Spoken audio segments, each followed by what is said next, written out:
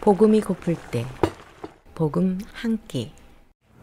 네, 다들 오시느라고 수고들 많이 하셨습니다. 그 교재의 3페이지와 4페이지는 매 과마다 제공이 되는데 이번 1과의 3, 4페이지를 이제쯤은 여러분 다 이제 해오셔야 됩니다. 그래서 다음 주나 그 다음 주에 여러분이 그 숙제해 오신 걸 가지고 조별 모임을 해야 되니까 3, 4페이지를 답을 좀 달아주시고요. 지금 방송으로 이 강의를 듣는 분들도 3, 4페이지를 우리 낮은 울타리 본부에 요청을 해서 받으셔가지고 그거를 자기가 써보시기를 바랍니다.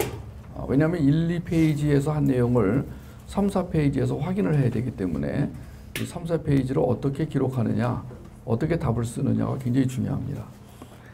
지금 우리는 제1과를 하고 있는데 우리의 삶을 그리스도에게 드리면 구원받는다라는 이 거짓말이 왜 거짓말이냐? 얼마나 많은 사람들이 이 거짓말에 속아서 복음을 복음으로 듣지 못하고 살고 있느냐? 지금 이걸 다루고 있어요.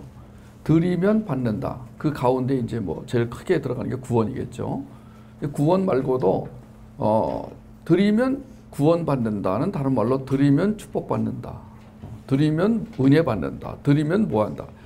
이 구조, give and take 이 구조는 복음이 아니다.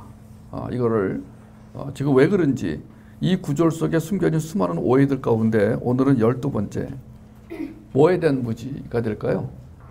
괄호가 되어 있는데 그럼 뭐라고 쓰셨어요? 제가 인터넷 들어가 가지고 역사하심 그러니까 히스토리리즈라고 나오고 하나님의 역사하심 그러니까 히스토리 오브 갓이 나오고 성령 하나님의 역사하심 그러니까 히스토리 오브 스피릿 뭐 홀리 스피릿 이렇게 나오더라고요. 이 역사를 많은 사람들이 히스토리로 오해하고 있습니다. 근데 역사가 히스토리로 쓰려면은 한문으로 이렇게 써야 돼요. 역사. 여기 뭐 이건 생략된 한문인데 근데 지금 여기서 역사는 이게 아니고 이 역사가 됩니다. 하나님의 역사하심. 예. 그러니까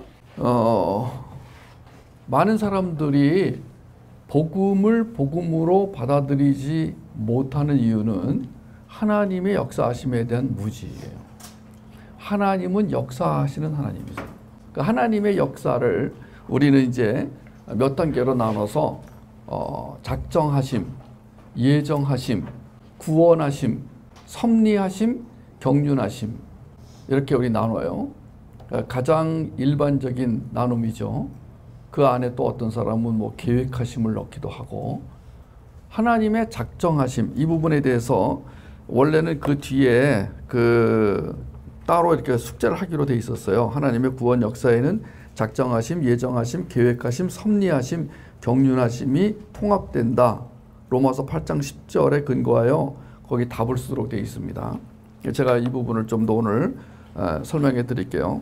사람들이 하나님은 어떤 하나님이시냐? 그러면 역사하시는 하나님이시다. 그럼 역사하심이 뭐냐? 하나님에게는 작정하심이라는 하나님의 속성이 있어요.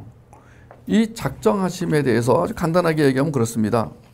역사 속에서 정치, 경제, 사회 변화, 전쟁 등 모든 것을 소품으로 사용하셔서 다시는 배반과 불순종, 타락이 없는 새 하늘, 새 땅을 향하여 모든 역사를 수렴해 가시는 하나님의 구원 계획. 지금 하나님의 작정하심에 대해서 여러분이 아셔야 될 것은요. 하나님은 역사를 움직이시는 분이시다. 하나님은 역사를 기획하시고 움직이는 분이시다. 전 역사. 하나님의 이 작정하심의 범위는요. 전 역사. 전 우주 역사. 인류 역사뿐 아니라 우주의 역사.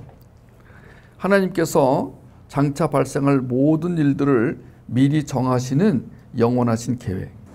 이 부분은 굉장히 좀 이해를 잘못하면 좀 뭔가 갈등이 일어날 소지가 있어요. 많은 사람들이 여기서 갈등하고 오해합니다. 그럼 모든 일이 다 정해져 있단 말이야? 이렇게. 네, 그렇습니다. 그러면 내가 오늘 봉천동으로 올 것도 정해져 있단 말이야. 상도동으로 안 가고 봉천동으로 올 거 정해져 있단 말이야.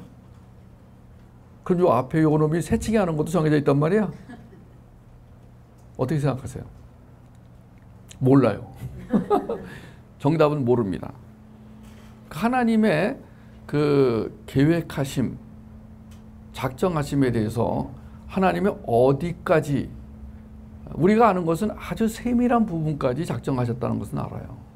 그런데 우리 식대로 작정을 만약에 풀어나가려고 하면 무리가 생기는 게, 우리의 사고 범위와 하나님의 사고 범위, 우리의 사고 체계와 하나님의 사고 체계가 완전히 다르기 때문에 우리는 우리가 이해할 수 있는 범위로 이해하려고 하지만 잘못 과용을 해가지고 과욕을 부려서 혹시라도 하나님의 신성하심과 하나님의 거룩하심에 대해서 월권하면 안 돼요. 분명한 것은 성경을 우리가 읽을 때, 성경을 공부할 때 하나님은 모든 우주의 역사를 이미 작정해 놓으셨다라는 거예요. 하나님은 영원한 계획이 있으시고 영원한 목적이 있으시다는 거예요. 창조와 구속에 있어서 하나님의 모든 사역을 포함하며 인간의 죄된 행위를 제외한 모든 행위가 그 안에 내포되어 있어요. 하나님은 죄와 관련이 없으세요. 하나님은 죄의 하나님이 아니세요. 그래서 인간의 죄 부분까지도 하나님이 작정해 놓으셨다. 이것도 신학적으로 논쟁의 여지는 있지만 우리는 하나님의 속성상 죄를 계획하셨다는 것은 인정하지 않습니다. 그래서 하나님의 작정하심을 인간이 완전히 이해할 수 없어요. 여기 전제를 하셔야 돼요. 우리가 하나님의 작정하심을 이해할 수 있는 범위는 지혜와 계시, 하나님이 허락하신 지혜와 계시의 영 안에서 해야 돼요. 하나님의 지혜와 계시의 영을 가장 잘 설명해 놓은 게 요거죠. 에베소서 1장 17절, 18절, 19절. 저 부분만 충분히 이해해도 여러분들은 엄청난 영적 소득을 얻으시게 돼요. 사실은 지금까지 하나님이 우리에게 계시해 주신 것만 알아도 이건 뭐 어마어마한, 저는 복음의 요만큼을 지금 이해했는데 제 삶이 완전히 달라졌어요. 그 전에 제가 강의를 다니고 강의를 하러 가면 보통 몇백 명, 몇천 명, 뭐 제가 전성기 때는 작은 교회들은 저를 뭐 차마 강사로 부를 수가 없어가지고 어떻게 그 위대한 강사를 부르냐 그래가지고 작은 교회들은, 그래서 제가 어느 교회 가면은요 목사님이 나와서 하는 말이 우리 교회 이런 교회까지 와주셔서 감사합니다. 그럼 목사님 이 교회가 어떤데요? 이게 작은 교회, 이게 작은 교회 몇천 명 교회인데. 사람들은 좀 뭔가 이렇게 스타성을 띠게 되면 그 앞에 눌리는 것 같아요. 또 과거에 뭐 굉장히 많은 사람들, 주일날, 수요일날, 토요일날 뭐 할 것 없이 뭐. 근데 그때 강사로, 인류 강사로 대접을 받을 때보다 지금 제가 더 품위가 있는 것 같아요. 하나님이 저에게 주신 그 자존감이 있어요. 그 어디서부터 온 것이냐면은 하나님의 복음을 깨닫고 그것이 내 안에서 개념화되고 체계화되면서. 그러니까 그런데도 불구하고 저는 하나님의 복음을 다 이해할 수가 없어요. 이 작정하심도 다 이해할 수가 없어요. 만약에 제가 여기서 하나님의 작정하심에 대해서 얘기를 계속 하려고 애를 쓰면 쓸수록 실수를 할 수가 있어요.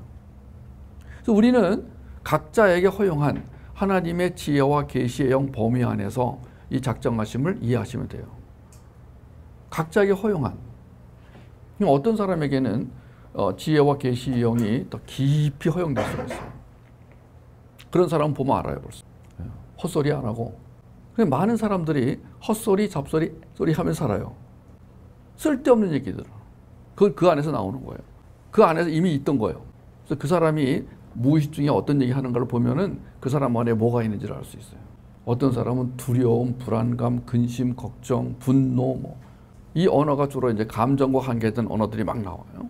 어떤 사람들은 철학에 관계된 것이 나와요.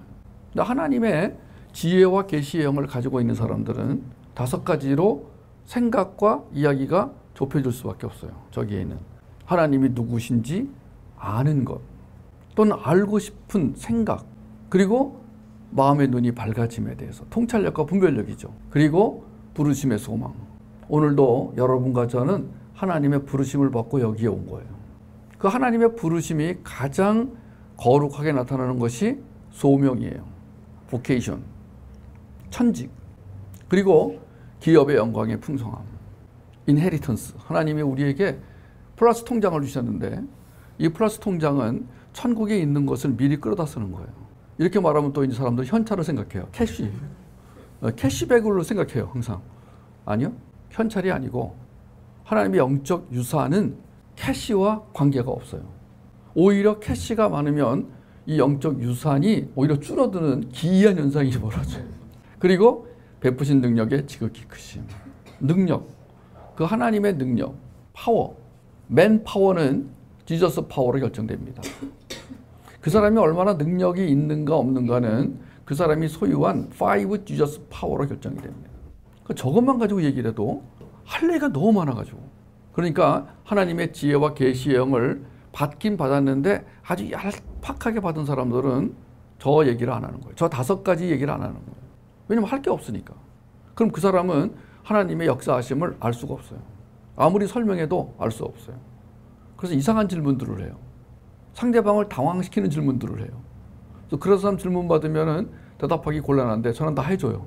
저는 질문에 강해요. 저는 토론에 강하고 질문에 강합니다.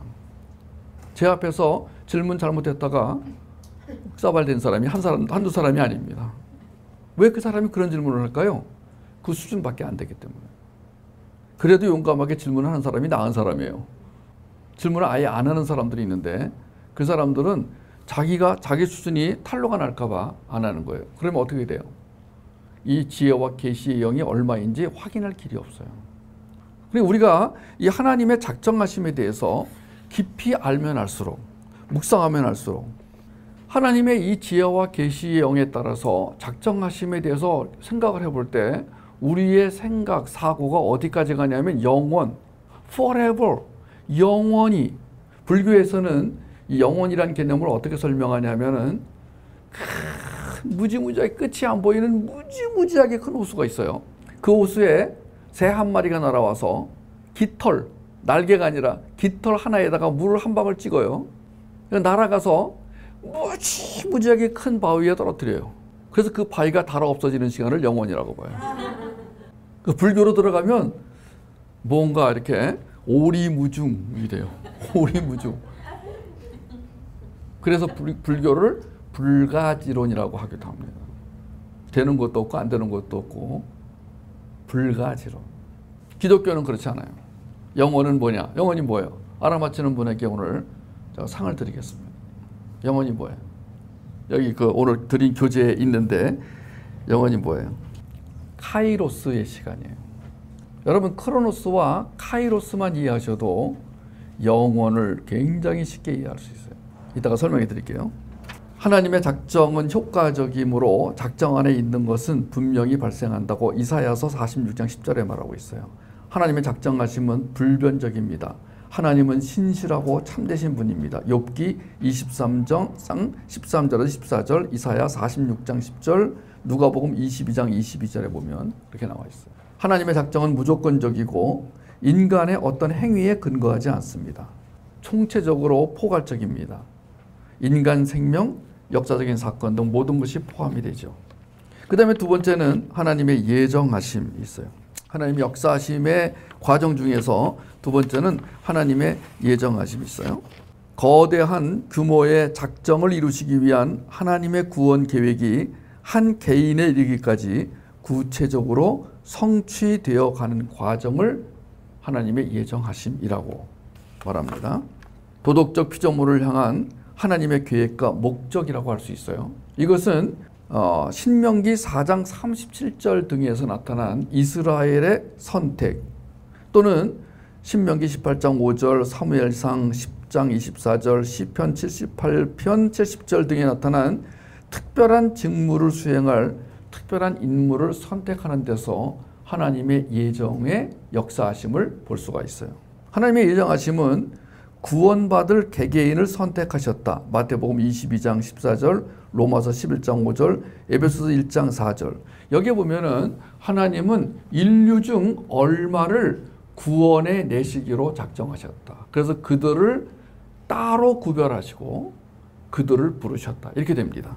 여기에 이제 따라서 오는 하나님의 그 역사하심에 우리가 조금 좀 이해하기 어려운 그 내용이 유기하심이 있는데, 이것은 선택된 백성 이외에는 버리시기로 하셨다라는 것. 유기하심, 하나님의 유기하심. 마태복음 11장 25절에서 26절, 로마서 9장 13절, 17절에서 18절, 21절에서 22절, 또는 11절, 로마서 11장 7절에서 8절, 베드로후서 2장 9절, 유다서 4절. 이렇게 하나님의 유기라는 관점이 성경에 나타나는데, 유기란 하나님의 특별한 은혜의 작용 속에서 어떤 사람은 간과하시고 그들의 죄를 따라 그들에게 벌하시려는 하나님의 영원한 목적이라고 했습니다. 성경에 보면은 하나님이 버리시기로 작정한 사람이 있어요. 아예 이 카드는 버리는 카드로 하나님이 쓰시는 사람이 있어요. 그래서 여기에 이제 많은 사람들이 대듭니다. 하나님은 공평하지 않다. 공평하다고 하셨는데 누구는 선택하고 누구는 버리냐, 이렇게. 이제 아마 사도 바울에게도 그런 사람이 있었던가 봐요. 사도 바울이 이 사람아, 네가 네길래 하나님을 공평하지 않다 하느냐? 네가 하나님을 판단할 수 있느냐? 이렇게. 어떻게 그 그릇이 토기장이한테 왜 나를 이렇게 만드셨어요? 하겠느냐? 하면서 이제 로마서에 보면은 사도 바울에게도 이런 질문을 했던 것이 틀림없어요. 여러분도 그렇게 질문하고 싶은 마음이 있으시죠? 질문하지 마세요. 우리는 질문할 권한이 없어요. 그러신가 보다 이러면 돼요. 하나님에게 그럴 권한이 없느냐? 바울은 그렇게 말해요. 제가 이제 흙을 한 덩어리 갖고 와가지고 이제 흙을 막 빚어가지고 이렇게 인형도 만들고, 또 하나는 이제 뭐 접시 같은 것도 만들고, 또 하나는 뭘 만들었어요. 근데 만들었는데 이게 좀 약간 부실하게 만들었어. 로봇 태권브이를 만들었는데 부실해. 안 로봇 태권브이 같아. 그래가지고 얘가 말할 권한을 주니까 왜 나를 이렇게 만들었냐고 할 수가 없다는 거예요. 그냥 내가 흙을 가지고 내 마음대로 뭐 젓가락도 만들어야지, 또는 접시도 만들어야지. 됐지? 두 번째는, 자, 모두가 다 이제 죽게 생겼어요. 모두가 다 죄를 지어 죄의 싹스 쓴 사망이라는 그 법조항에 걸려서 죽게 돼 있어요. 다 죽어가요. 그런데 하나님이 자비를 베푸셔서 그 중에 몇 사람을 구원하기로 하셨어요. 공평합니까? 공평하지 않습니까? 공평하지 않아요. 근데 뭐로 해석이 돼요? 은혜로 해석이 돼요. 구원받은 사람에게는 은혜로밖에 설명할 길이 없어요. 이거는 공평하다, 공평하지 않다로 설명할 방법이 없어요. 그리고 하나님의 공평하심과 우리의 공평과는 달라요. 하나님의 이 역사하심에 대해서 우리는 또 하나, 하나님의 작정하심, 예정하심, 그리고 섭리하심. 이 섭리라는 이 단어도 굉장히 개념도 중요한 개념이에요. 이것은 작정과 예정을 이루어내기 위한 하나님의 간섭과 하나님의 열심이라고 설명이 되어지고, 하나님께서 그의 모든 피조물을 보존하시기도 하고 또 만물을 정해진 목적에 맞도록 이끄시는 하나님의 사역이라고 할 수 있어요. 하나님은 사역하세요. 하나님은 오늘도 부지런히 사역하세요. 하나님은 잠시도 쉬지 않으세요. 하나님이 어떤 목적을 세우시고 그 목적을 이루어 가시느라고 사역을 하세요. 그 하나님의 목적에 맞는 사역을 섭리라고 하는 거예요. 그 섭리가 어떤 목적지를 향하고 있다든가 특별한 목적을 가진 경우 경륜이라고 할 수 있어요. 하나님의 섭리와 경륜을 아는 사람들은 불평하지 않아요. 그리고 기대를 해요. 오늘도 제 지인 중에 한 사람이 암 세포를 미국에 보내가지고 정밀 검사를 했는데 너무나 안 좋게 나왔어요. 이분은 참 남편이 존경받는 분이고 모든 사람이 부러워하는 요건을 다 갖췄어요. 근데 어느 날 자기의 젖가슴을 무심코 만지다가 뭐가 만져져 가지고 의사 부인이니까 이분이 혹시나 그냥 가볍게 혹시나 하고 정밀 검사를 부탁했는데 암으로 판명이 났어요. 다행히도 이 암세포가 유두에서 멀리 떨어진 겨드랑이 쪽에서 발생이 돼가지고 아주 조금 떼어냈대요. 왜냐하면은 원래대로 하면 전체를 다 이렇게 도려내는 경우가 많은데 아주 흔적도 안 나게 감사했어요. 근데 그 과정에서 미처 알지 못했던 것이 발견됐는데 암세포는 덩어리가 크냐 작으냐 1기냐 3기냐가 문제가 아니라 이 암세포 자체가 그 퀄리티, 질이 어떠냐 이게 중요하다는 거예요. 나쁜 암세포냐 착한 암세포냐 뭐 암세포가 착한 게 어디 있겠어요. 근데 이 나쁜 거에 비교해서 착하다는 표현을 쓰는 거예요. 그래서 착한 암세포는 거의 그렇게 떼어내면 끝이래요. 근데 나쁜 암세포는 이게 어디 가서 벌써 무슨 짓을 저지르는지 알 수가 없기 때문에 불안한 거예요. 그래서 이제 나쁜 암세포라고 결정이 나면은 이제 전신 항암 치료가 들어가는 거예요. 그래가지고 뭐 항암 치료를 받으면은 뭐 토하고 머리 빠지고 그러니까 이 암세포가 나쁜 암세포로 판명이 나면 방사선 치료, 항암 치료, 온열 치료, 표적 치료 뭐 이런 걸 다 들어간대요. 죽는 거야 거의 다. 근데 그래서 이제 한 6개월을 그렇게 그냥 뭐 진짜 고통 속에서 치료받았다고 하더라도 또 안심할 수 없다는 거예요. 제가 그분들을 위해서 오늘 갔어야 돼요. 원래는 병원에 가서 위로를 해줬어야 되는데 보니까 그때 문자가 온 게 오후 4시쯤이었는데 제가 병원에 갔다 올 시간이 없어서 미안하다고. 제가 오늘 수요 예배를 인도해야 되기 때문에 못 가서 미안하다고. 같이 있어주고 싶은데. 그러면서 제가요 거기다가 잘 견디기를, 함께 하는 시간이 되기를, 은혜의 시간이 되기를 쓰다가요 다 못 썼어요. 쓸 게 많았는데 이게 무슨 소용이 있나 이분들에게는. 그러면서 기도하기를 하나님 정말로 이 시간이 이분들에게 축복의 시간이 되게 해주십시오. 난 그럴 줄 믿어요. 왜? 하나님의 작정하심과 예정하심과 구원하심과 섭리하심과 경륜하심을 믿기 때문에. 하나님의 속성의 대표는 사랑이에요.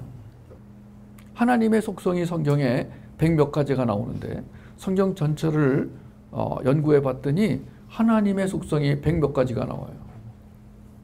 우리 그 100몇 가지만 알아도 굉장히 많이 아는 것인데 잘 몰라요 사람들이. 하나님이 어떤 분이냐 그러면 막 횡설수설하고 중구난방으로 얘기를 하는 경우가 많아요.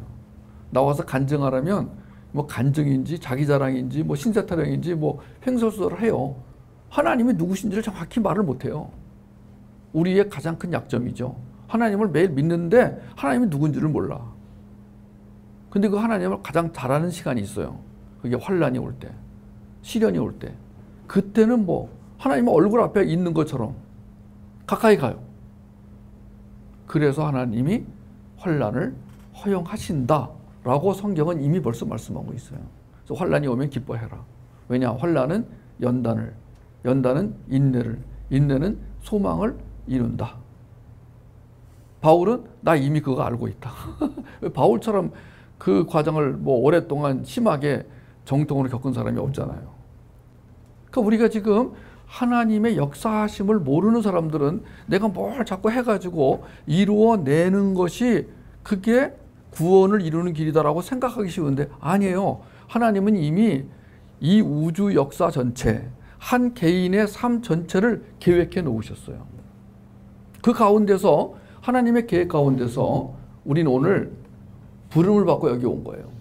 하나님은 하나님의 계획을 이뤄 나가시는데 그 계획을 이루시는 방법으로 하나님의 사람들을 부르세요. 그걸 더 calling이라고 해요. 소명이라고 그래요. vocation, vocare, voice 같은 뜻인데 우리 내면에서 어떤 소리가 들릴 때 그게 다 하나님의 음성이 아니에요. 대부분 자기 음성이에요. 자기가 바라는 기대치가 자기 음성으로 들릴 수 있어요.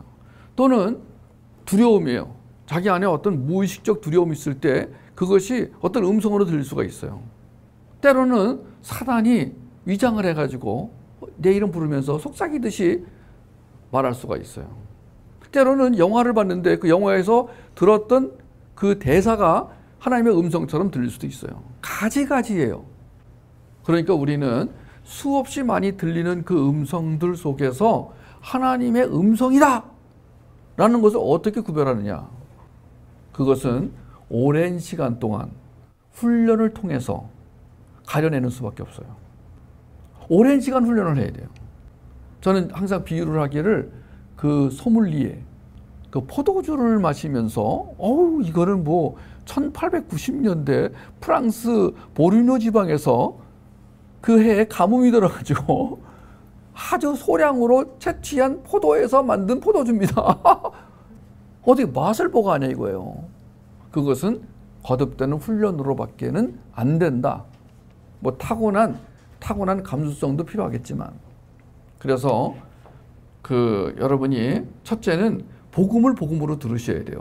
왜냐하면 복음을 듣지 않으면 그 복음이 내 안에 들어서 양식이 되지 않으면 그 양식을 먹고 내 영이 활성화되지 않으면 영의 음성을 들을 수가 없어요. 자, 잘 생각해 보세요. 지금 우리 안에 지금 영이 있고 육이 있는데 지금 영은 지금 막 양식을 못 먹어가지고 이 주인이 지금 복음을 안 먹었어. 어디 뭐 교회 가서 활동을 많이 해. 뭐 몽골도 갔다 오고 뭐 어디 뭐 수에즈 운하도 갔다 오고 뭐 많이 다녀. 그리고 뭐 성경 공부도 많이 다녀. 그런데 복음을 안 먹었어, 이 사람이. 복음 비슷한 걸 많이 먹었는데. 소위 음식으로 치면은 간식, 주전부리 이런 걸 많이 먹고 실제로 먹어야 할 음식을 안 먹은 거야. 그러니까 이 사람 배는 항상 부른데 이게 영양이 이게 균형이 안 잡힌 거잖아요. 그거 어떻게 되겠어요? 밤에 자면 뭐 이상한 소리가 들리고 윙윙거리고 뭐 건강에 이상이 오니까 그 암세포 같은 게 자라는 거 아니겠어요? 암세포가 자라는 이유 중에 하나가 면역력 약화잖아요. 그러니까 복음을 들어야 되는데 복음을 계속 들어야 되거든요. 복음을. 왜냐하면 지금 복음을 안 들으면 하도 소음이 많아가지고 그러니까 복음을 딱 들어서 이게 오랫동안 보존되는 것이 과거보다 힘들어졌어요. 그러니까 우리는 과거보다 복음을 더 많이, 더 열심히, 더 집중해서 들을 필요가 있어요. 더군다나 현대 사회를 사는 사람들, 현대화가 이루어진 지역, 즉 저기 강원도 어디 뭐 산에 그 나무만 있는 곳에 오두막 짓고 사는 사람보다 대한민국 서울에서 분주한 곳에 사는 사람이 더 복음을 더 많이 들어야 돼요. 그거는 문화적 환경이 또 그 복음의 능력을 빼앗아갈 수도 있고 도와줄 수도 있기 때문에 그래요. 주로 빼앗아가죠. 이렇게 문화가 발달한 곳에서는 막 정신이 집중이 안 되기 때문에 복음을 들어도 그게 집중력으로 들어오지 않기 때문에 효과가 별로 없죠. 그래서 우리는 우리 안에 육이 계속해서 육의 목소리를 낼 때 그 육의 목소리가 교활하게 들리기 때문에 육은 굉장히 교활해요.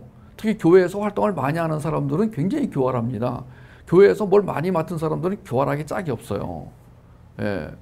그 사람들이 속는 게 뭐냐면 자기 육의 목소리를 영의 목소리를 착각하게 된다는 거예요. 그래서 그걸 이기는 제일 좋은 방법은 뭐냐?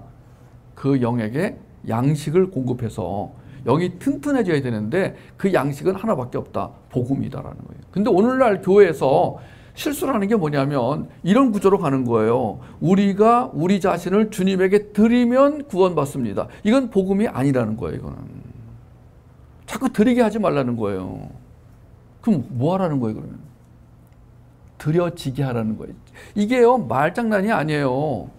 자, doing이 아니고 being이다라는 말을 여러분이 들으셨어요. 근데 이 doing이 아니고 being입니다를 우리의 신앙생활에 매 시간, 매 순간 적용하기가 어려워요.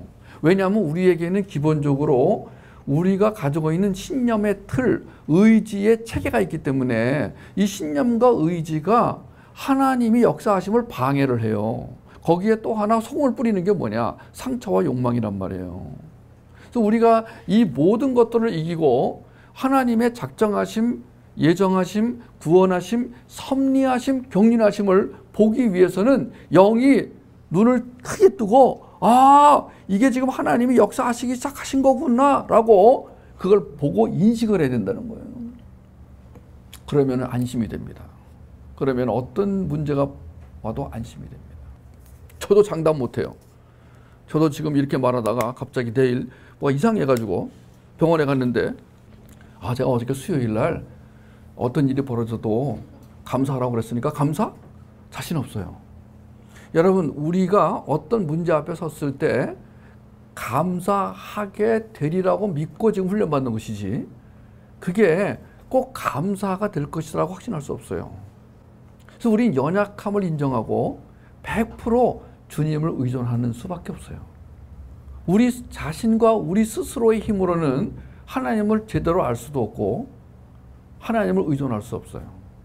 그래서 우리는 겸손하게 이 복음을 들으면 제일 어디로 가야 정상이냐면 주님, 저는 주님을 의존하고 주님과 연합해야만 살 수 있는 존재라는 것을 인정합니다. 이리로 가야 되는 거예요, 이게. 근데 자꾸만 드리십시오, 바치십시오, 이렇게 한번 해보십시오. 이리로 가면은요, 우리가 연약한 자, 우리가 부족한 자, 우리가 죽어야 마땅한 자라는 생각이 안 들고, 우리 안에 그래도 뭔가 해볼 만한 게 있군. 하나님이 나에게 뭐 해볼 만한 거를 주셨어. 그러니까 해봐야지로 간다는 거예요. 이건 복음이 아니라는 거예요. 복음은 나는 아무것도 아닙니다. 영어로 하면 I am nothing. Yes, I can. Yes, I can이 뭐라고요? 예, 나는 깡통입니다. Yes, I can이에요. 그래서 나는 정말 아무것도 아닙니다. 그러면서 어떻게 나와야 되냐면은 아무것도 아닙니다. 짜지는 걸로 가는 게 아니라 어디로 가야 되냐면은 저는 당신이 필요합니다로 가는 거예요. 그 다음에 13번째, 왜 드리면 받는다의 이 거짓말에 빠지느냐면은 하나님 나라에 대한 무지 때문에 그래요. 많은 크리스찬들이 하나님 나라 개념이 없어요. 하나님의 나라, 우리가 하나님의 나라라는 개념을 왜 가져야 되냐면은 우리를 오늘 살려주신 이유가 하나님의 나라를 완성하기 위해서예요. 우리가 무엇을 바라봐야 살 수 있냐면은 하나님의 나라를 바라봐야 살 수 있어요. 지금 우리가 살고 있는 이 세상은 하나님의 나라와 세상 나라가 대척점에 있어요. 이건 서로 융화될 수 있는 나라가 아니에요. 같이 만나서 손을 잡고 화평을 이룰 수 있는 그런 존재가 아니에요. 이건 완전히 원수지간이에요. 하나님의 나라와 세상 나라는 원수지간이에요. 우리는 이 둘 사이에 끼어 있어요.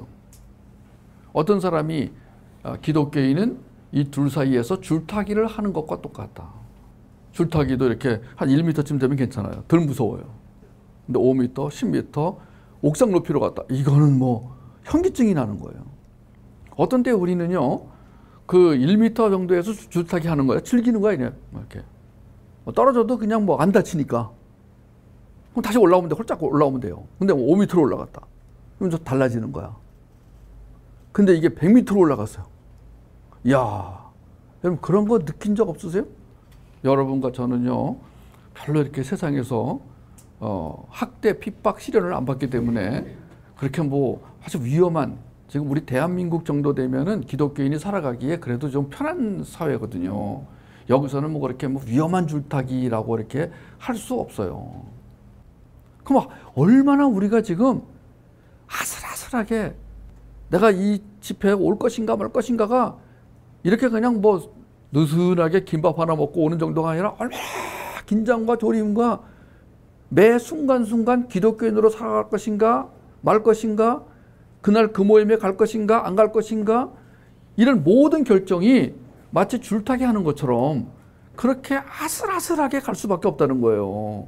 우리가 그 긴장점을 놓치고 있는 거예요. 이 대한민국 정도에서는 뭐가 위험하냐면 많은 크리스찬들이 그 긴장점을 놓치고 있기 때문에 대강 허술하게 살아가기 때문에 하나님의 음성을 제대로 못 듣는 거예요. 하나님 역사하심을 못 보는 거예요. 볼 수가 없어요. 긴장점이 없는데 어떻게 보냐고 이거를. 하나님의 나라는 보이지 않는 거잖아요. 보이는 나라도 있어요. 보이는 나라가 여기잖아, 지금 여기. 여기는 보이는 나라잖아, 지금 이게. 여기 다 보이잖아요, 지금 이렇게. 하나님의 나라라는 것은 세 가지가 있어야 된다 그랬죠? 영토, 주권, 백성. 그러니까 여기가 지금 나라잖아, 지금. 우리 여기 완벽한 하나님 나라예요, 여기 지금. 여기 백성들만 모인 거 아니야, 지금 여기. 백성 아닌 사람 있어요, 혹시? 하나님 백성들만 모인 거 아니에요. 그죠? 여기 모든 사람이 주권을 다 누구에게 드렸어요? 하나님에게. 그리고 지금 하나님이 여기 역사하시죠? 예배를 드리고 이제 예배를 통해서 하나님이 여기 임재하셨단 말이에요. 그죠? 완전히 하나님 나라 아니에요, 지금. 근데 이게 세상으로 들어가면 보이지 않는 나라가 되는 거예요. 우리가 각자가 세상으로 싹 스며들어가면 보이지 않는 나라가 되는 거죠? 보이지 않는 나라를 어떻게 만드냐 이거예요, 지금 이게. 여기서 이제 사람들이 이제 혼란을 느끼는 거예요. 교회에 모여 있을 때는 하나님 나라 개념이 어느 정도 잡혀요. 여기는 영토 주권 백성이 확실한 거예요, 여기 지금 이게. 근데 세상으로 흩어지면 영토 주권 백성이 어떻게 나타나냐고요. 여기서 목사님과 비목사님이 이제 구별되는 거예요. 목사님은요, 일반 성도들이 세상에서 얼마나 고통스럽고 힘들게 사는가를 알 수가 없어요. 이 세상에서 하나님의 나라 백성으로 사는 게 얼마나 힘든지를 알 수가 없어요. 그래서 진정한 위로를 할 수가 없어요. 정말 일주일 동안 힘들게 살다 왔구나가 이게 와닿지가 않는 거예요. 근데 우리는 그걸 살아내야 돼요. 그러니까 월요일 날 출근을 할 때 회사에 가는 것이 아니에요. 하나님 나라 건설 현장으로 가는 거예요. 내가 요새 저기 부산에 가면은 매일 아침에 운동을 하잖아요. 서울에서는 이제 운동을 못 하고 있는데 여러 가지 이유로. 부산만 가면은 딱 아침에 일어나서 6시 반에 일어나가지고 나가요. 나가서 있잖아요. 저희 아파트에서 쭉 나가서 이제 방파제 쪽으로 가는데 거기에 아파트를 짓고 있어요. 가는데 가면은요, 제가 나가는 시간에 벌써 건설 노동자들이 쫙 와가지고 아침 조회를 하고 있어요. 6시 반에. 예, 요새는 완전 무장을 하고, 예, 이거 착용 안 하면 걸리나 봐요.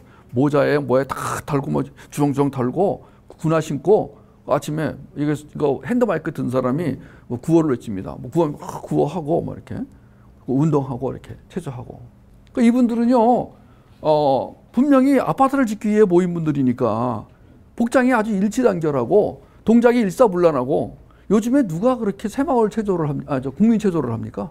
이분들은 해요. 건설 현장 노동자들은 그게요, 통용되고 있어요. 그러니까 이분들은 삶의 목적이 분명한 거야. 이 아파트를 지으려면 아직도 한 1년은 남은 것 같은데 1년 동안을 그 밖에서 그 비바람을 맞아가면서 짓는 거예요, 지금 이게. 이분들에게는 삶의 목적이 분명한 거야.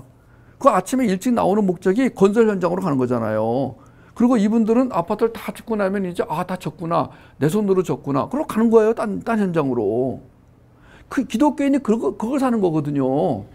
근데 그런 목적을 가지고 아침에 출근한 사람이 몇 명이나 되겠냐고요, 지금. 복음을 모르니까 내가 왜 사는지도 모르는 거예요. 복음은 우리 안에 들어와서 무엇을 일으켜야 되냐면은 하나님의 나라를 만드는 자라는 인식을 일으켜주는 게 복음의 능력이에요. 그러니까 여기서 이제 우리가 not a job, but vocation 이런 말이 나왔잖아요. 그죠? 우리 지난번에 우리 애들 캠프할 때 애들에게 심어주었던 표가 not a job, a vocation이 나왔단 말이에요. 그러니까 job과 vocation의 차이는 뭐냐면 이것은 밥을 먹기 위해서 또는 나의 욕망을 충족하기 위해서 그래서 이제 하는 일, 이걸 job이라고 하는 거예요. 그리고 여기에는 조건이 뭐냐? 내가 좋아해야 돼요. 내가 싫어하는 일은 job이 아니야. 만약에 내가 좋아하지 않는데 job을 선택했으면 괴로워요. 그런데 vocation은 밥이 아니에요. 이건 소명이에요. 제가 이제 이 vocation에 대해서, 이 천직에 대해서 지난번에 우리 천직 강의할 때 제가 정리해 드렸는데 다시 한번 불러드릴게요. 이 천직, vocation이라는 말은 라틴어 vocare에서 나왔고 영어 voice를 발생시켰어요. 이 voice라는 이 단어가 vocare에서 나왔어요. 음성이란 뜻이에요. 내가 누구인가를 인식하게 해줄 뿐 아니라 세상을 향해 하고 싶은 말을 표현하게 해주는 일 또는 능력, 그것이 vocation이에요. 이 vocation은 그 일을 하도록 부르는 음성이 들리고 그 일을 하는 자신이 인생의 목소리를 주는 일. 내가 어떤 일을 맡았어요. 이 vocation, 이 소명이 이제 어떤 일로 나타납니다. 일로. 천직은 건강한 사람만이 하는 어떤 일이 아니고 살아있는 모든 사람, 특히 하나님의 백성에게 하나님의 목적에 맞는 일, 하나님의 목적이 하나님의 나라예요. 하나님의 목적은 하나님의 나라, 이건 공적인 목적이고 개인적인 거룩한 백성이에요. 그러니까 하나님의 목적을 얘기할 때는 이 두 가지가 같이 들어가지 않으면 하나님의 목적이라는 말을 쓸 수가 없어요. 하나님의 목적은 하나님의 나라가 이루어지는 것이고 개인은 거룩한 백성으로 살게 하시는 거예요. 그 나라와 거룩, 이 두 가지가 빠진 하나님의 목적은 있을 수가 없어요.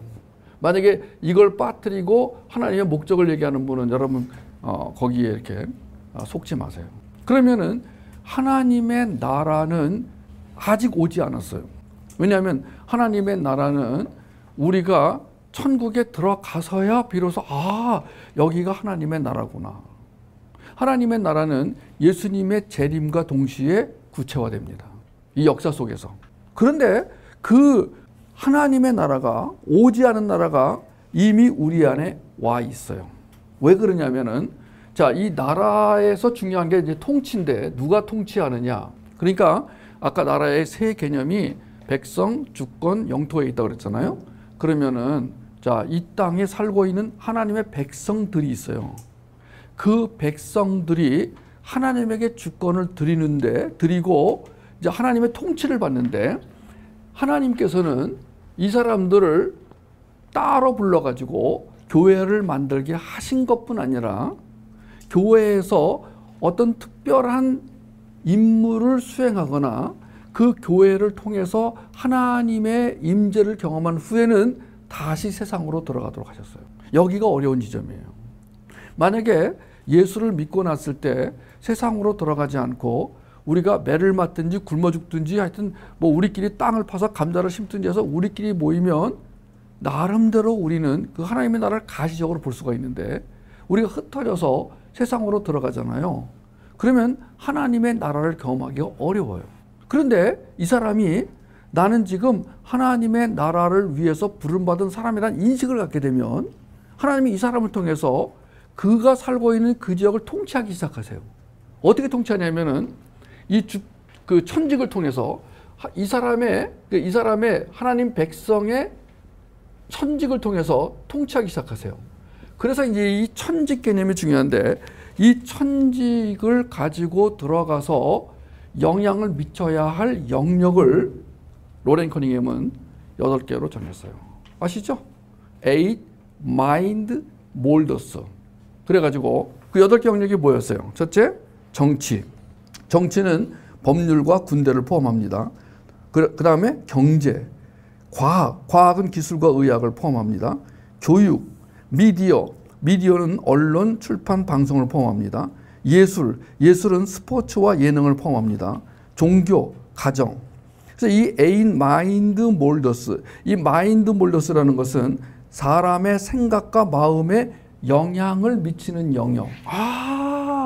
그러니까 하나님의 통치가 이루어지려면은 우리는 그 통치한다 그러면은 막 깃발이 올라가고 막 건물이 세워지고 이렇게 생각하잖아요.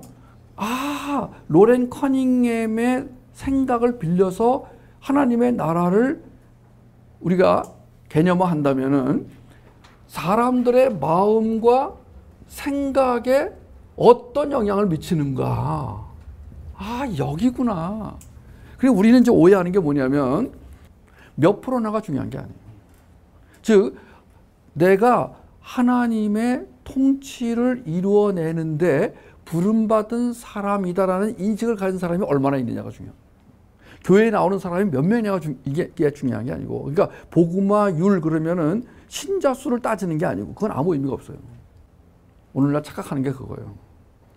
이 지역은 기독교 인구가 요거밖에 안 되기 때문에 집중적으로 전도해야 된다. 그건 하나님 나라 개념이 아닌 거예요.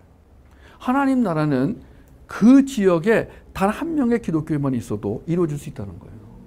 이런 생각을 가지고 살아가는 사람들. 그러니까 하나님의 나라는 하나님이 그 거룩한 백성에게 그 하나님의 나라에 대한 이해와 개념과 그 하나님 나라를 완성하려는 마음을 주셔서 그 마음을 흘려보내가지고 하나님 나라가 돼야 할 그 영역에 살고 있는 많은 사람들의 마음과 생각에 영향을 미치는 과정을 하나님 나라라고 하는 거예요. 이걸 어떻게 이해하냐고 이거.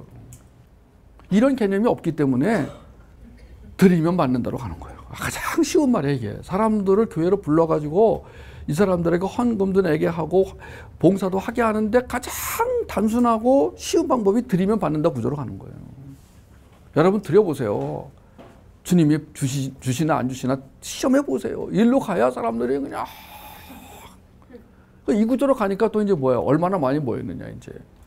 해운대에서 부산 무슨 집회를 열었는데 저에게 와서 사람들이 놀래가지고 부산 역사상 제일 많이 모였어요. 근데 내가 웃으면서 그래서 나보고 어쩌라고요. 아유 선교사님도 알아두셔야죠. 왜 이렇게 무관심하세요? 몇 명 모였어요? 몇만 명이 모였다는 거야. 그래서 그 다음에 어떤 일이 일어났어요? 그거야 뭐 하나님이 하실 일이죠. 세상에 그런 말하는 사람이 평소에 교회 열심히 다니는 사람이 그러니까 내가 웃을 수밖에 없죠. 뭐. 우리는 어디에 몇 명이 모였느냐. 그래서 무슨 건물을 지었느냐. 조직이 어떻게 됐느냐. 그 조직을 맡은 사람의 면면이 얼마나 화려하냐. 아무 의미가 없어요. 복음은 복음을 가진 사람에게 무엇을 심어주냐면 하나님 나라 개념을 심어줘요. 하나님 나라는 이미 왔어요. already. 근데 아직 안 왔어요. not yet. 그러니까 우리는 그 하나님의 나라가 눈에 보여야 돼. 그래야 already가 되는 거야. 근데 그 하나님 나라가 완성이 안 됐어요. not yet. 그래서 우리는 already와 not yet 사이에서 기다리는 사람이. 이 기다림이라는 단어가 또 굉장히 중요한 거예요. 자, 이 기다린다. 이 기다림이 일상화된 사람이 누구냐 하면 신부예요. 그러니까 이 신부는 신랑을 기다리고 있어요. 이 신랑은 이 신부의 마음에 이미 들어와 있어요. 신부의 마음에 신랑이 있어요. 그 신랑이 느껴져요. 신랑이 감각이 돼요. 그리고 신랑이 느낌만으로가 아니라 나는 이런 신랑입니다 라고 아주 구체적인 그 편지를 엄청나게 66권이나 주고 가셨어요. 이 신부는 그 편지를 읽으면서 오직 하나만 생각해요. 신랑을 생각해요. 이 못된 신부는 그 편지를 읽으면서 신랑 이외에 다른 걸 생각해요. 내가 어떻게 해야 기독교인으로 폼나게 살까? 어떻게 해야 다른 기독교인보다 좀 잘 살까? 어떻게 해야 내가 좀 뭔가 직분을 좋은 거 받아가지고 뭐 좀 뭔가 교회에서 좀 해볼까? 이런 생각을 해요. 근데 진짜 신부는 하나밖에 생각 안 해요. 신랑. 신부들 중에 아주 이상한 신부들이 많아요. 신랑이 주고 간 편지에서 딴 걸 읽어. 잠깐만. 아니, 그 편지의 목적은 딱 하나밖에 없어요. 내가 곧 간다. 내가 너와 함께 있다. 이제 내가 가면은 너는 이제 그 인생 끝이다, 이제. 진짜 너는 신부답게 산다.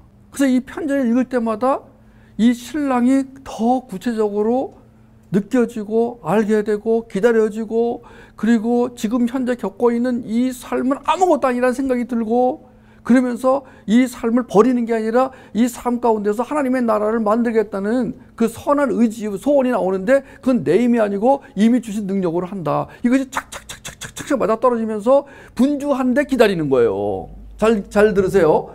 분주한데 기다리는 거예요. 기다림이 없어. 뭐 그래. 뭐 기다리는 사람들이 뭐 이래. 아니에요. 진짜 신부는 오직 그 신랑만을 생각하는 거야. 그러니까 저는요.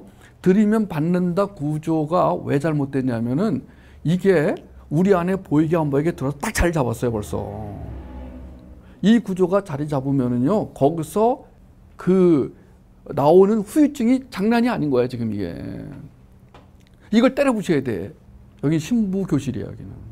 어저께 부산에서 내가 신부 수업한다 다 좋아가지고 이 용어 별말 없이 얘기했는데 난 옛날에 최진실이 나온 나의 사랑 나의 신부 보고 그 생각이 나가지고 우리 신부 수업합니다. 그랬더니 막 여기에 꽂혀가지고 어저께 나한테 그냥 뭐 그 신부 수업이란 말 내가 교회 지금 20년 다니는데 처음 들었어요.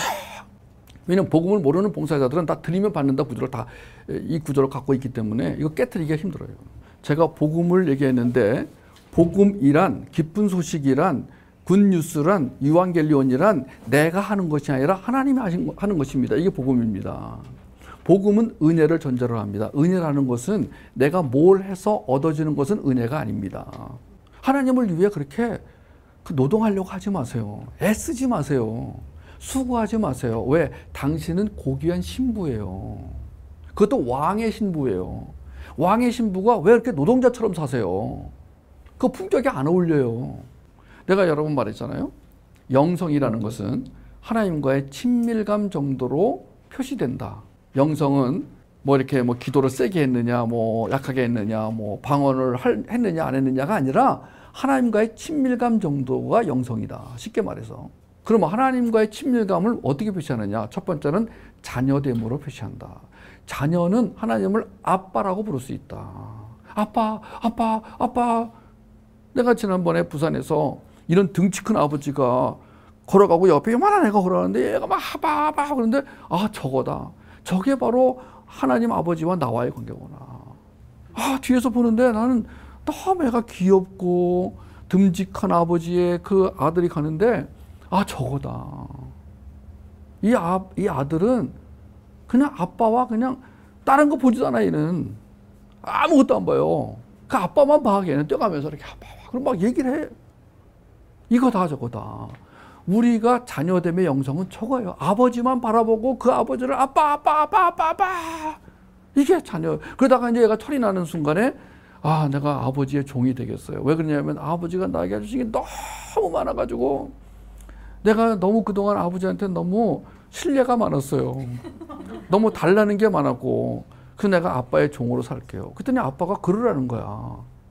그래서 종으로서 이제 세 가지의 권리를 아버지에게 다 드린 거 갖다 드린 거야. 이제 시간의 권리, 물질의 권리, 의지의 권리를 드린 거야. 그래서 아버지가 뭐라고 하면 네, yes sir, yes sir, yes sir. 그러다가 어느 날 이 하나님이 관리자로 임명해서 부산 지부를 맡아라, 뭐 서울 본부를 맡아라, 구역을 맡아라. 청직이 그런 거예요.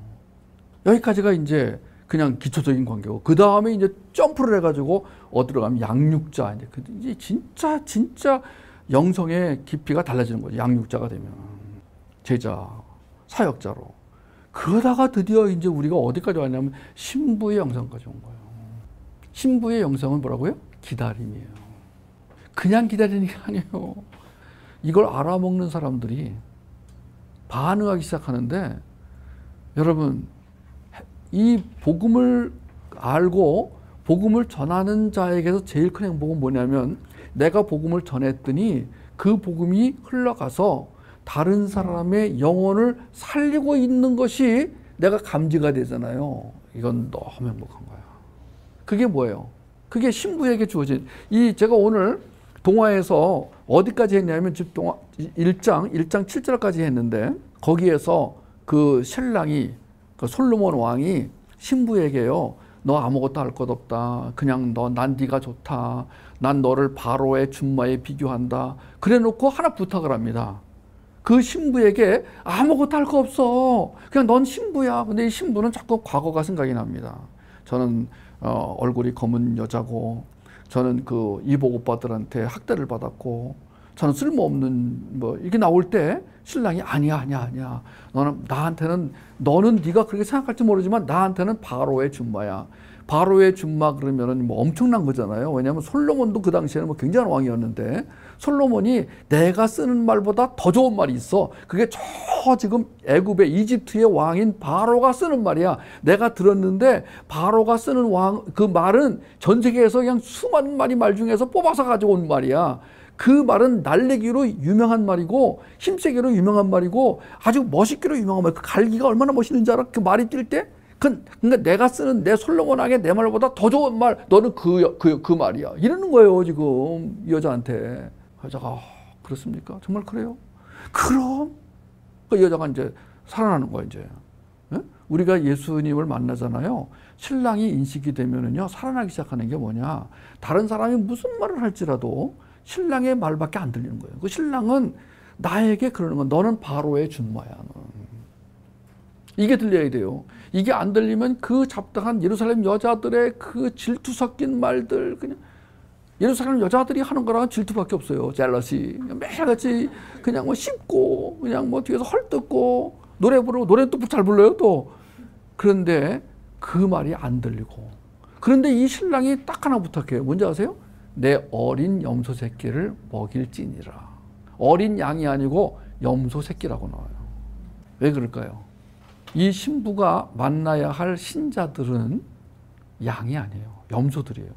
또 어린 염소들이에요. 이것이 복음이에요. 그 신부의 영성을 알려주는 게 복음이에요.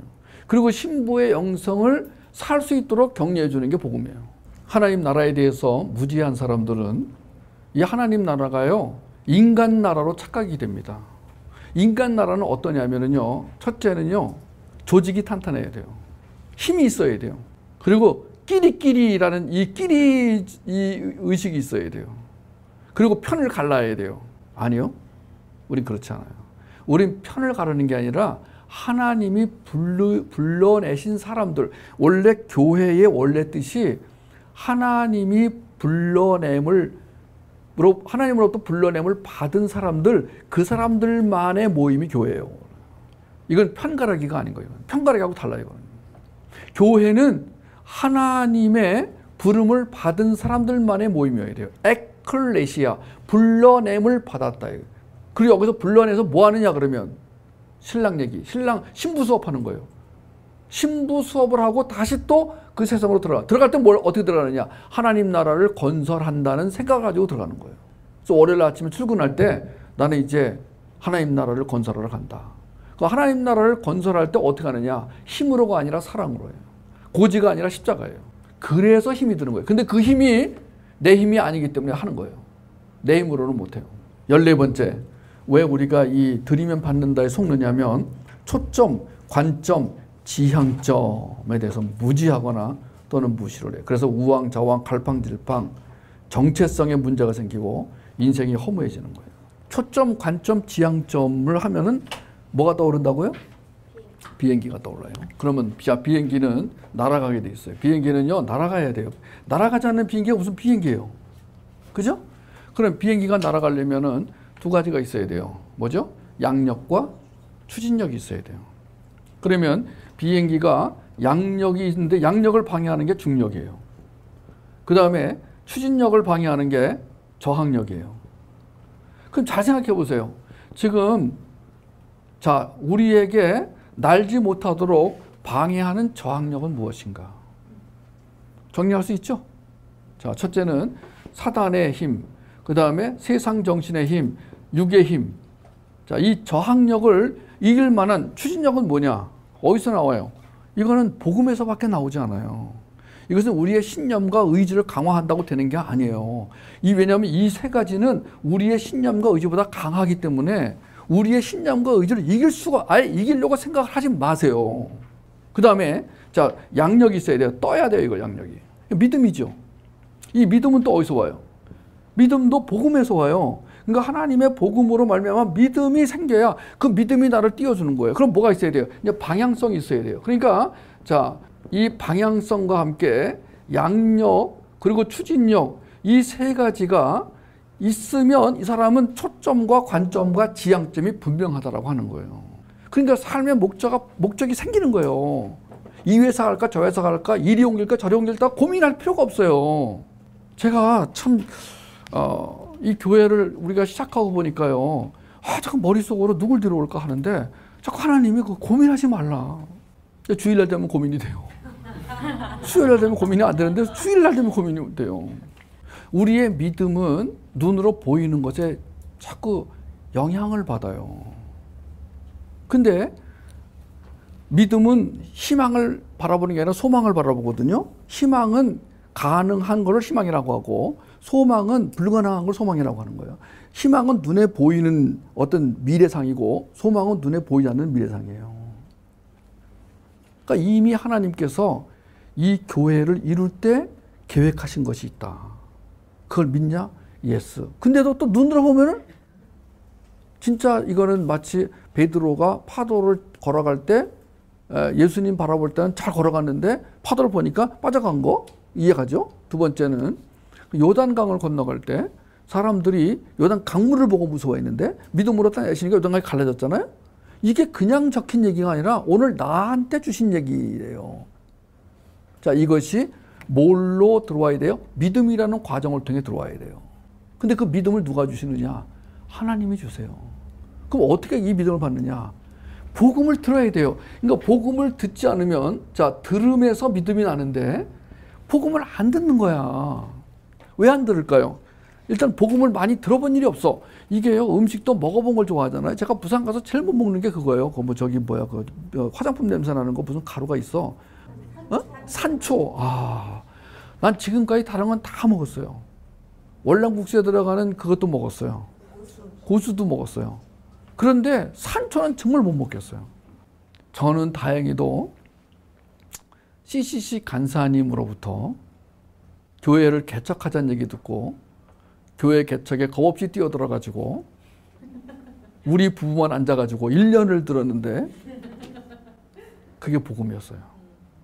너무 감사했어요. 내가 복음이 뭔지도 모를 때 그분이 그걸 먹여준 거야. 그래서 이 복음의 맛을 내가 아는 거예요. 아가서도요, 그분이 어느 날 놀러 가야 되는데 불러가지고 순장은 노는 날이 어딨냐 그래가지고 공부시켜줬는데 그게 나의 평생, 그분이 나에게 이 강의해준 아가서가 나의 사역의 제일 중요한 그 핵심이 됐어요. 즉 누군가 나에게도 고맙게도 진짜 음식을 먹여줬는데 만약 그분이 나에게 진짜 음식을 안 먹여주고 간식이나 좀 먹여주고 주전부리에 익숙하게 했더라면 내가 오늘날 내가 안 될 수도 있어요. 복음은요, 먹어본 사람만이 그 맛을 알아요. 복음의 맛을 알아요. 그렇지 않으면요, 복음이 진짜 재미없어요. 왜? 똑같은 얘기로 들려요, 다. 맨날 같은 얘기로 들려요. 사람들은요, 같은 얘기를 2번 이상 들으면은 못 듣는 그런 그 습성이 있습니다. 복음은요, 똑같아요. 왜? 같은 신랑 얘기이기 때문에. 근데 신랑을 사랑하는 사람은 똑같은 신랑 얘기를 또 해도 또 좋아. 근데 신랑을 미워하는 사람은 싫어. 이거 차이예요. 15번째, 지식나무에 대한 무지. 이거는 27과를 참고하세요. 27과에 이 얘기가 이제 자세히 나옵니다. 우리가 지금 뭐에 대한 오해가 있냐면은, 지식나무. 이 지식나무는 선악을 내가 판단하는 거예요. 지식나무의 약점은, 문제점은 선악을 내가 판단하는 거예요. 그래서 이 선악을 판단함으로 말미암아, 자, 이 초점, 관점, 지향점을 내가 정해버리는 거예요. 하나님의 작정하심과 예정하심과 구원하심과 섭리하심과 경륜하심도 내가 조종하기 시작하는 거예요. 무서운 일이에요. 이 우리가 이제 망하게 된 게 생명나무로 가지 않고 지식나무로 갔기 때문이에요. 지식나무로 가서 지식나무 열매를 따먹었어요. 그게 이름이 선악과예요. 오늘날 사람들이 공부를 많이 해가지고 아는 게 많아졌어요. 똑똑해졌어요. 정보가 쏟아지다 보니까 이제 판단 근거가 아주 많아졌어요. 그래서 사람들이 쉽게 결정을 내리고 정리해주고 판단을 합니다. 이것이 하나님의 그 역사하심을 방해하는 요인으로 작용할 위험이 매우 크다라고 말하는 거예요. 그러면 공부도 안 하고 학교도 안 보내고 그래야 되겠습니까? 아니요. 하나님의 생명나무에서 나온 생명력이, 하나님의 생명력이 그 모든 것들을 압도하고 인도하고 통제할 때만이 나머지 모든 것이 존재 가치가 있어요. 그게 쉽지가 않아요. 오늘 일과에서 이 부분에 대한 정리를 여러분 잘 하시기 바랍니다. 기독교라는 이름을 달고 기독교는 어디로 사라지고 세상의 가치를 전달하려는 기독교 학교. 하나님의 말씀을, 성경을 구속서가 아니라 내러티브로 가르치는 교회 학교. 이 모든 것은 위험하기 짝이 없는 행동이 될 수 있습니다. 16번째, 결국 자, 무엇에 대한 오해일까요? 기독교 구원에 대한 오해입니다. 그 기독교 구원에 대한 오해 중에 아주 간단한 문장이 그겁니다. 구원은 인간이 한 일과 아무 관련이 없다. 오직 하나님이 하신 일과만 관련이 있다. 다시 말할게요. 구원은 인간이 한 일과는 아무 관련이 없습니다. 오직 하나님이 하신 일과만 관련이 있습니다. 그래서 그 밑에 노란색 그 네모칸 안에 거기 이렇게 돼 있죠. 무엇을 드리느냐는 구원과 관계가 없다. 왜? 주체가 나기 때문에. 무엇을 주시느냐가 중요하다. 왜? 주체가 하나님이기 때문에. 이렇게 정리가 딱 되는 거예요. 그 다음에 왼쪽으로 가서 우리가 무언가를 해서 그가 우리 삶에 들어오시는 게 아니라 그가 우리를 구원하심으로 우리가 그 안에 들어갈 수 있는 것이다. 이거는 냉장고에 붙일만 하죠. 다시 말할게요. 우리가 무언가를 해서 그가 우리 삶에 들어오시는 게 아니라 그가 우리를 구원하심으로 우리가 그 안에 들어갈 수 있는 것이다. 그러므로 기독교는 뭐가 아니다? 종교가 아니다. 아유, 오래간만에 다 맞히셨네. 그 밑에 그러면 그 밑에 뭐뭐는 내가 먼저 시작한 게 아니라 그분이 먼저 시작하심으로 이루어졌다. 뭐가 들어갈까요? 네 글자. 구로 시작합니다. 구원. 1번 구원 열차, 2번 구원 역사, 3번 구원 자전거. 구원 역사. 여러분 역시 다단계에 익숙하고, 다단계가 아니라 뭐죠? 객관식에 익숙하고 삼지선다형에 익숙하군요. 그 다음에 기독교는 뭐뭐에 갇히지 않는다. 제일 먼저 뭐가 나와야 돼요? 율법. 그죠? 그 다음에 규범, 또 도덕, 또 윤리. 예. 그러니까 기독교는 윤리를 무시하지 않습니다. 그러나 윤리에 갇히지 않습니다. 기독교는 도덕을 무시하지 않습니다. 그러나 도덕에 갇히지 않습니다. 기독교는 율법을 무시하지 않습니다. 율법에 갇히지 않습니다. 이런 얘기예요. 그래서 일과의 중요한 부분을 정리해 드렸어요. 그 다음 밑에 보면은 자, 복음은 뭐다? 예수 그리스도다. 근거가 어디 있어요? 로마서 1장 2절에서 4절. 구원은 주체가 누구시다? 예수 그리스도이다. 사도행전 4장 12절. 성경은 누구에 관한 이야기다? 예수 그리스도. 요한복음 5장 39절. 신령한 복 자체가 무엇을 의미하는 것이냐?